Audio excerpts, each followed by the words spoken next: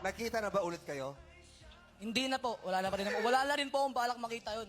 O, ito lang. Kung halimbawang nanonood siya sa'yo, anong mensahe mo sa kanya? Tingnan mo naman yung sinayang mo.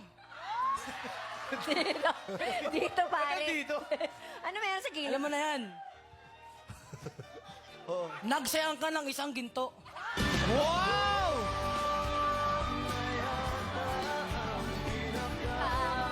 Grabe! Ginto. O ano, JM, bumagsak confidence mo, di ba? Tapos si Piang, tingin ka ng tingin kay JM. Tuwa-tuwa Parang si Piang! nagbabago yung pagtingin mo. Parang nalilito na ako eh. Di ba?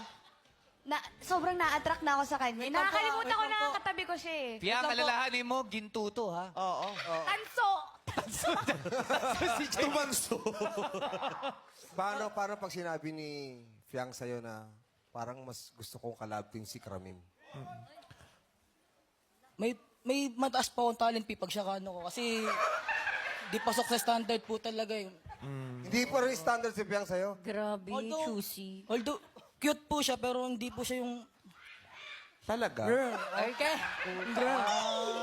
Kulang pa sa'yo.